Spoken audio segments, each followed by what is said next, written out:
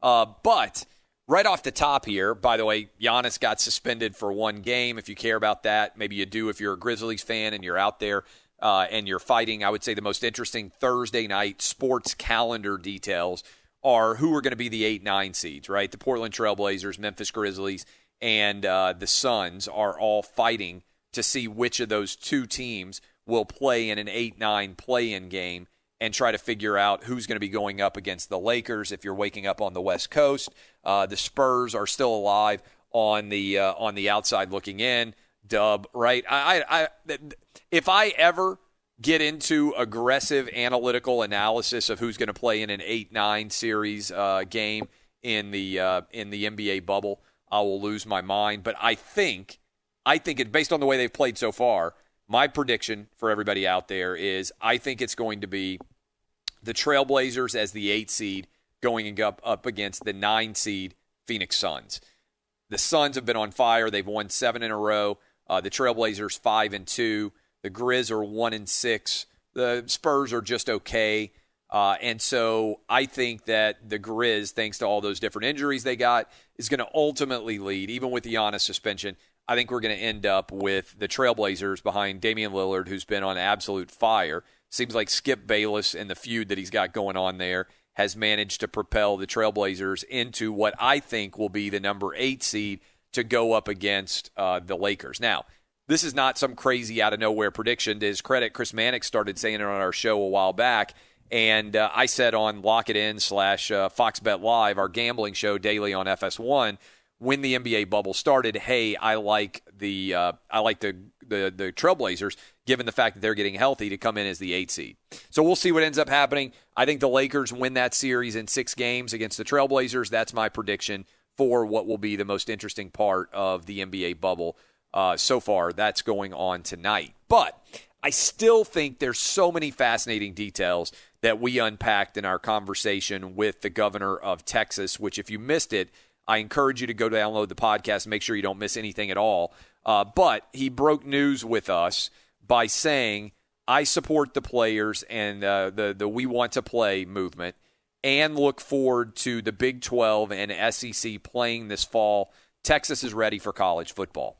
That means that on this radio program, the governor of Florida, Ron DeSantis, and the governor of Texas, Greg Abbott, have both come on and said we support college football.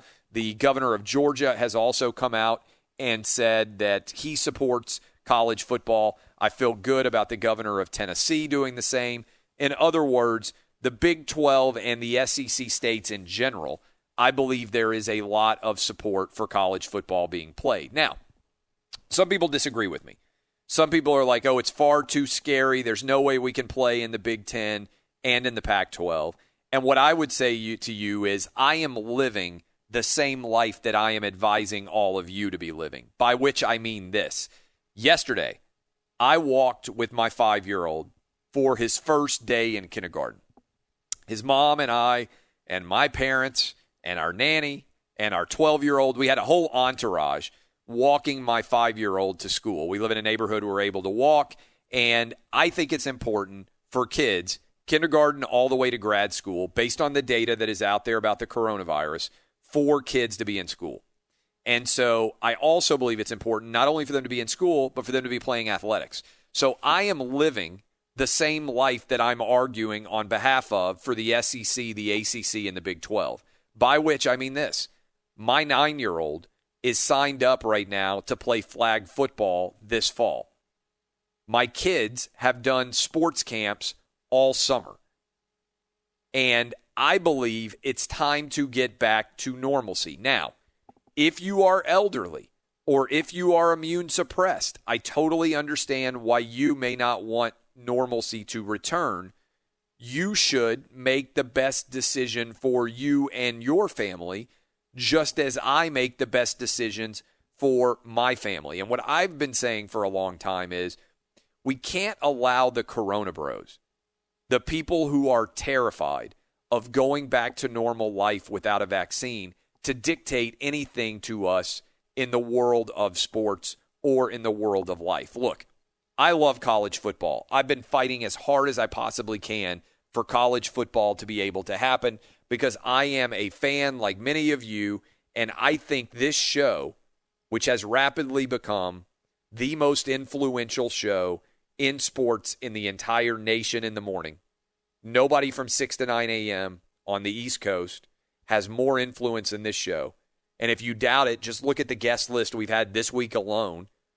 President of the United States, Governor of Florida, Governor of Texas, all coming on to make news with us because they trust you as an audience and they know that a lot of people are going to be listening.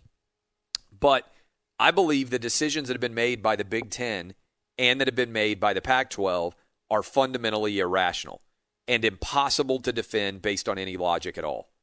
They in the Big Ten in particular are opening up schools and they are allowing kids to stay in dormitories, go to classrooms, eat in cafeterias, and yet they aren't going to allow sports to exist. The risk of infection to athletes is not from playing games. It's from being on campus. So either it's safe enough to be on campus or it's not. We can't have these sort of illogical decisions that are being made. And by the way, I believe it's safe enough to be on campus. And we can't end up with ridiculous situations like I've been talking about where Iowa State is allowed to play a full 10-game schedule in the state of Iowa, and Iowa, the Hawkeyes, are not, because the Big Ten panicked and made a Corona Bro-influenced idiotic decision to shut down all fall sports. And the Big 12, the SEC, and the ACC, to their credit, made the opposite decision. The Pac-12 didn't even make a decision. They just waited to see what the Big Ten was going to do and then made that decision as well. But we're going to go to an actual doctor, Dr. David Chow, a medical expert, and talk with him about this scenario when he comes back. He's going to be our guest. You can go read his article up at Outkick. He did a fantastic job breaking down all of the decisions that are being made. And if you like this show, you also should be every single day on Outkick.com reading all the articles from me, Jason Whitlock, Dr. David Chow, all of our talented individuals out there. You should also sign up for the Outkick VIP.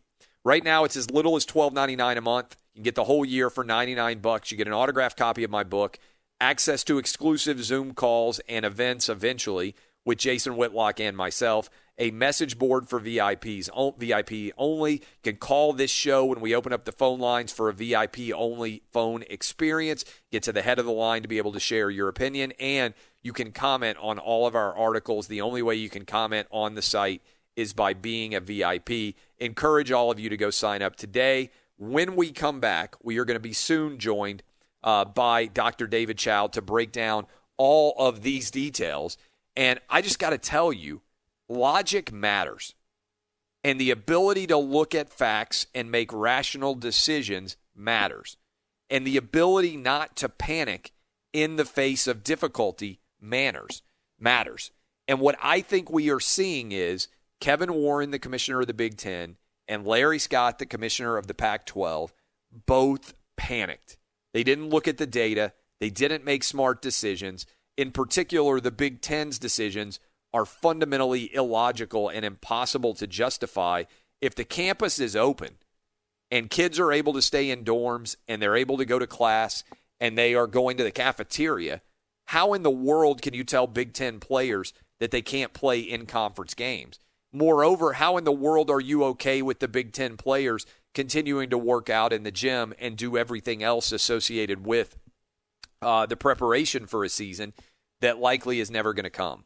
I feel bad for Nebraska fans. I feel bad for Penn State fans. I feel bad for Ohio State fans. And I feel awful as well for Michigan fans. All of your coaches, Jim Harbaugh, Ryan Day, James Franklin, Scott Frost, they came out as aggressively as they could for you. But the situation is just utterly absurd.